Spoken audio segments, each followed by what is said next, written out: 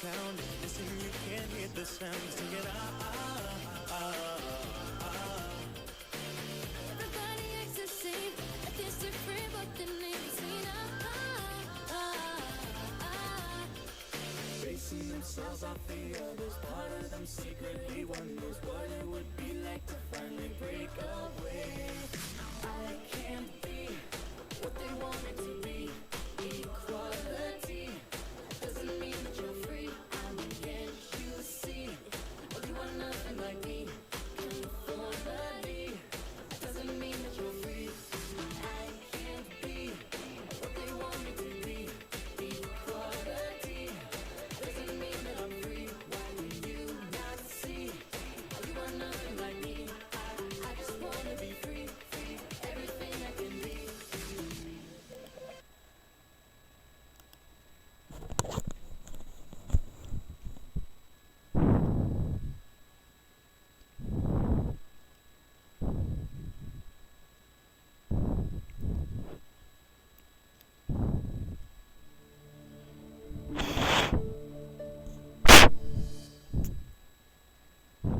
So, lots of people have a top 10 list of some kind on their channel. Maybe it's time I have Yep. one of mine. As you know, my biggest passion in life is steam engines. I love the history, I love the technology, I love finding out how they work. I love the sights, the sounds, the smells, and the sheer feeling of being near one when it passes by. That makes two of us. And all of these things have spawned the production of my ongoing magazine show, Steam Locos in Profile. But which ones are my favourites? Not necessarily the fastest or the easiest to work on or the most attractive, but the ones that I would give most of my time to stop and admire, like any enthusiast would with their personal favourites. Well, that's what we're going to find out here and now. Now, I will say at this point, this list is entirely opinion-based. If you can draw from your own Opinionated. experience, if you have your own In opinions, other if you words. don't match those of my own, that's fine. And that's not a problem, nor should it be, as I don't mean to start any arguments. But here's the thing. Just because you haven't played a part in creating or maintaining something, doesn't mean you can't admire it or take an interest in it. After all, lots of people who visit heritage railways, families and so on, may or may not know even half of what a steam engine is like to drive or fire or fix. But that shouldn't stop them from looking at one and going, oh, that one looks nice, I'd like to know more about it. So sadly, it doesn't stop some of them from expressing their opinions on how they think a heritage railway should be run, but I digress. With all that in mind, this All is the my top memes. 10 favourite classes of standard gauge British steam locomotive. Number 10. The LMS Black 5s. Many enginemen would say you could go anywhere with one of these, and in steam days, Surprise. they could go almost anywhere. Until recently, the only parts of the network that deemed these engines out of bounds were parts of the Cambrian and Mid-Wales network. Otherwise, there isn't much that could really stop them. Even on mainline rail tours today, their performance, fuel economy, ease of maintenance, and reliability seem to tick all the necessary boxes. So they could do just about everything. But, and this is just me, don't forget, they are a bit ordinary and utilitarian on the which is why they're so far down on the list. It doesn't make them bad by any means, because they're really not. It's just there are other engines out there that would turn my head and attract my attention more often. And no, I still wouldn't have painted one in this god-awful colour scheme.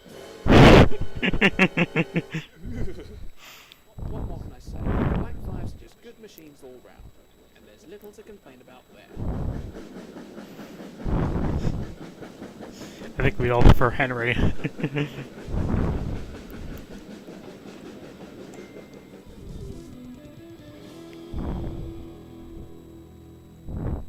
Number 9. The Great Western Kings. Everything about these engines is just big. The cylinders are big, the boiler's big, the firebox is big, and look at those slide bars. They're massive. They also seemed a bit unnecessary, as the smaller castles did most of their work with less hassle. So I do have a lot of admiration for the castles, seeing as they're pretty good too. But for me, the Kings just seem to have a bit more character. They're bigger, they're more prestigious, and if crew testimonies are anything to go by, they take more work to get the best out of them. You can call that an Achilles heel, seeing as you'd have to know what you're doing to get the best out of an engine like this, but that sort of imperfection could make them more of an exciting challenge for some people. More to the point, they're rarer than the Bullets, louder than the A4s, and more substantial than the Duchesses. In many ways, the Great Western King is a bit like the Ford Mustang. Both were faster developments of previous models. Both symbolized everything great about their company at the time. But both were fuel-hungry and actually not the best performers. And that is also why they're fairly well down on the list. In short, they may have their foibles, but the King's presence alone is enough to turn my head. Maybe not about them, because I might strain my back.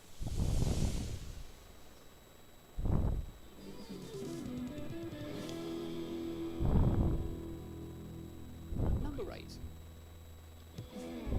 Lion. She's one of the oldest locomotives in the world, built in 1838. But that's not important, because if you've seen the Titfield Thunderbolts, then you'll know that this engine is a movie star, and that alone is the reason why I love her. But nobody's seen her run for a good few generations, and given how time has passed, it's questionable over whether or not she'll ever run again. Neither possible nor impossible, just questionable. So let's move on to... I have some videos on my videos I've uploaded if you want to see her in action. The BR Standard 5s. There are prettier engines out there, there are faster engines out there, there are more sophisticated engines out there, and there are more characterful 460s out there. But as all-round, user-friendly, fast 10-wheelers go, Riddles came up trumps with this design. While there are some crews and fitters who would prefer working on other engines to these, and that's respectable in its own right, the majority of people I've spoken to seem to have pretty high praise for the Standard 5s. In fact, some preservationists have deliberately tried to keep their ones going for as long as possible, just because they like them that much, even when the engines in question had suffered major failures or constant minor niggles. They may not be my all-time favourite steam locomotives, but they're definitely my choice believe, but of the BR Standard range. it's fascinating, actually.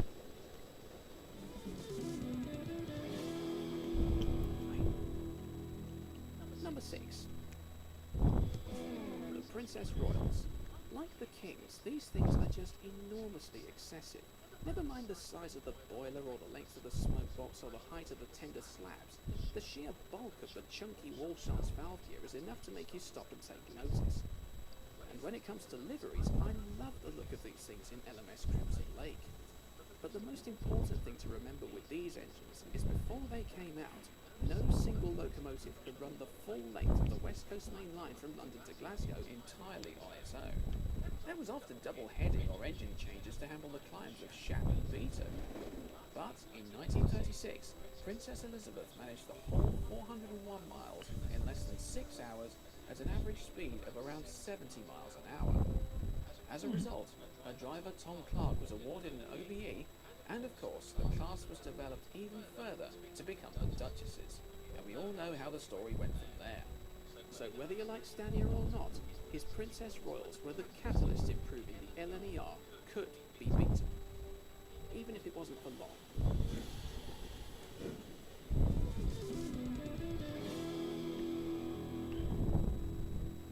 Number 5. The London and South Western S15s. Conceived in the early 1990s, I have these 460s were more... The program I uploaded covers both the S15s as well as the Until that point, Princesses. 460s had most of their valve gear on the inside. That includes a movie tone about them. Their driving wheels hidden away by splashes on the outside. The S15s changed all of that, copying the simplicity of overseas designs and making it their own, by raising the running plate above the driving wheels and having all the valve gear outside. And yet, they managed to retain the power that big goods engines were producing by that point. Just about And that would be the inspiration for the standards. This was different, to say the least, and in being different, I kind of like that. They might look a bit odd in my eyes, with the buffers and smoke deflectors being a bit small for an engine this size, but really, looks aren't everything. I mean, Bulleid's Q1 was an ugly machine, but still a pretty good one. To my mind, the S15s were underrated machines that stood out from an unsung crowd of freight haulers.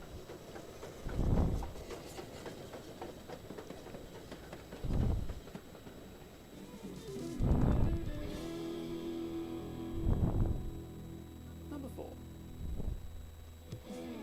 Great Western 1400s. As I said in my review of this class, these engines are bursting with character.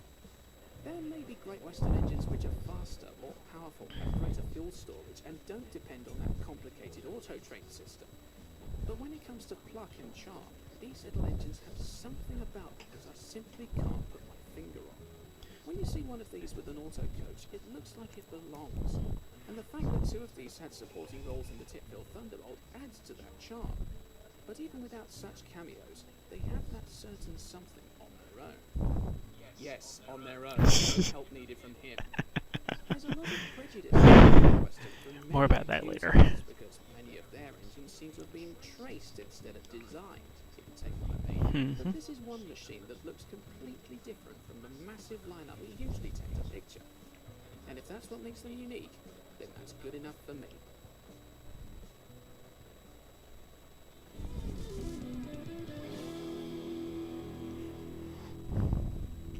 Number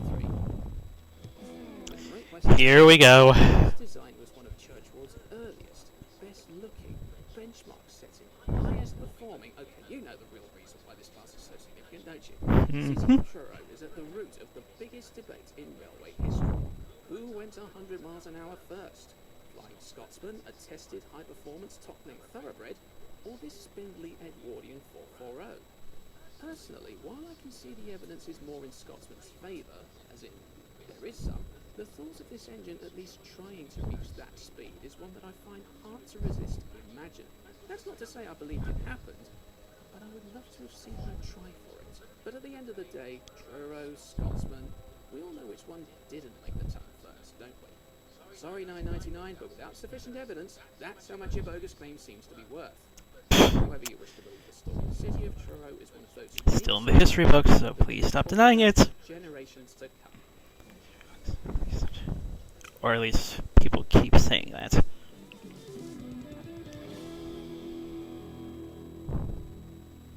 Number 2. The Somerset and Dorset 7Fs.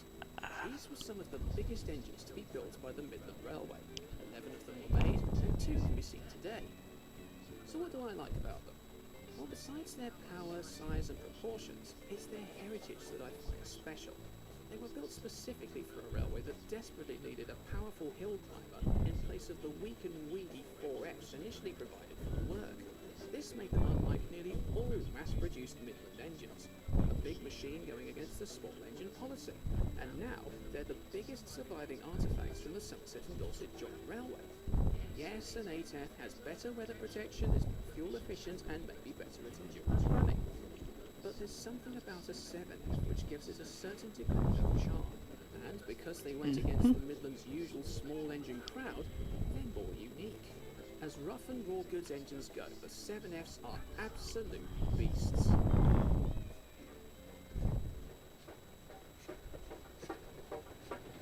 But before we get to my number 1, let's take a few moments to ask the polar opposite question.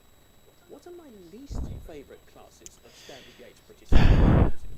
In all honesty, this could have been in a separate video. In all honesty, this should have been a separate video. I'm personally not Let's face it, you kind of need all of it. Nevertheless, I have whittled it down, and no particular honestly, are my lowest faves. The Great Western 56. honestly, this could have been a separate video. It's not All in that all. they're bad as such, it's just that I find them a little bit dull. Their styling doesn't do that much for me. Their history is a bit basic, and they seem to do their work without making a very interesting noise. I've often said the Black 5s and Standard 4 tanks weren't that interesting, but they generally make up for it by being go-anywhere machines. These, though, were rarely seen outside certain parts of the western region.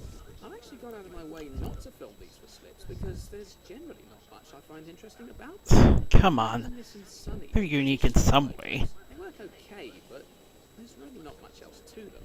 Then we come to the London and North Western DX goods. Somebody once described these things to me as having all the worst traits of a Super D, but with none of the oomph to make up for it. And looking at them in photographs, I can kind of see that. Ugly, crude, underpowered, and basically awful. Over 900 were made, and none of them survived beyond the 1930s. I wonder why that is. Then we come to Bully. And I can't There are see. many reasons why they despise this machine. Number And one, I just look at it. Number two, it was supposed And I can't see exactly, and I can't note exactly if there's any plans for a new build. Useless on branch lines. Number 3, just look at it. Number 4, with its fully enclosed forward-facing cabs front and back, it was supposed to make life. I have a feeling you're going to have the same feelings about the turbines we had here in the US. Because the firemen still had to work in a closed-off covered area where the firebox was. A Bully Pacific is like an incubator on a hot day, but this must have been like an incinerator. Number 5, just look at it. Number 6, there is no reason. Number 6. Number 7, just look at it. It looks like one of those London Underground battery locos that's been full to the brim with steroids, jacked up and mounted on bricks. It's hideous. Now don't get me wrong, I'm sure Bully's initial idea had good intentions. But lots of things start out with good intentions and they can still come off a bit half-assed. But then there's my least favourite of them all. The Binnacle. Oh, don't roll your eyes at me. You could tell this one was coming from a mile away.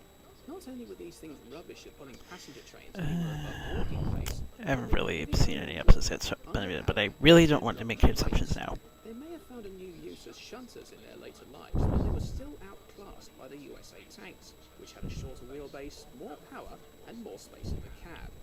The only reason anyone likes these things now is because of one little blue embarrassment who just so happens to be based on E.T. So much like the DeLorean in Back to the Future, this is a rubbish machine idolised by popular culture. The difference being Back to the Future wasn't an embarrassment to the motor industry, whereas Thomas sort of is embarrassing to railway enthusiasm. That being said, he's not the biggest embarrassment of all, but again, I digress. So there you have it. You want your E2's review? You've got it. They're shit. Let's move on. And let's get back to the top of the list. Because my next standard gauge British steam locomotive class is... Seriously ignoring your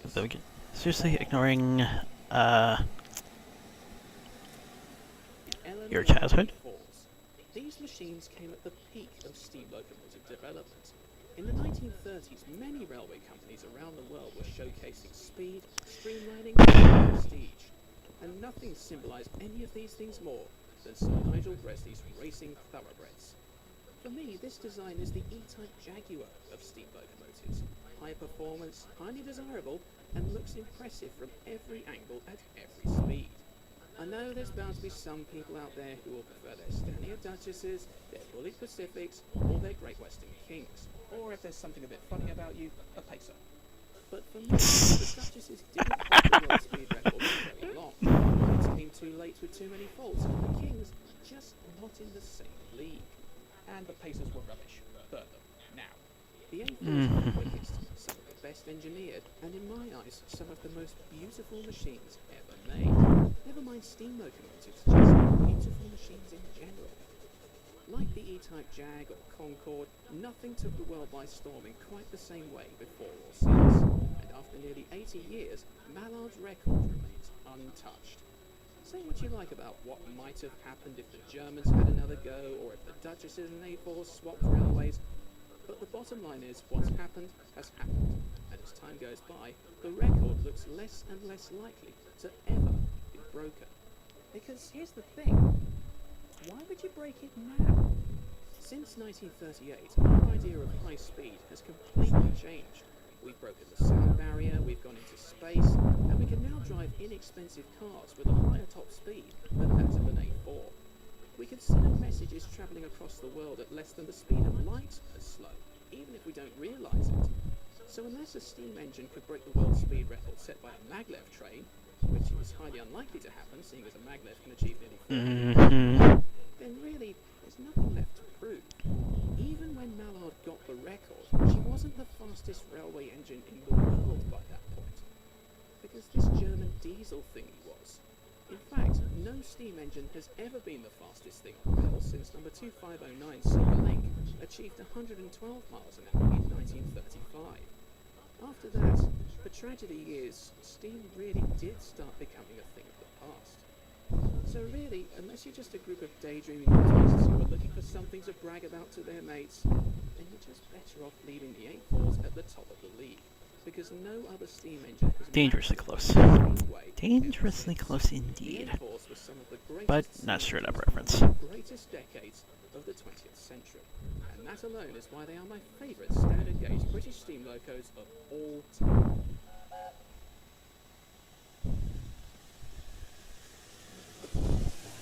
don't know what I'm talking about, search T1, Pennsylvania. Something like. Did you enjoy the case for my favourites? Have you got any favourites of your own which aren't on this list? Or have you simply got time on your hands? Then feel free to leave a comment in the box below and share what you think are your Oh, this video is a complete comment. more from my channel, then feel free to click that subscribe.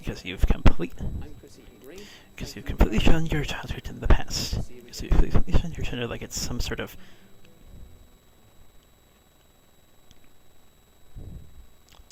Because your childhood is shown like some sort of.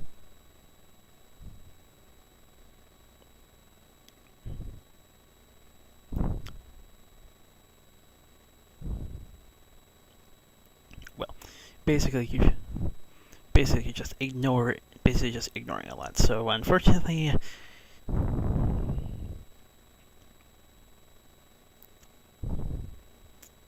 you know what?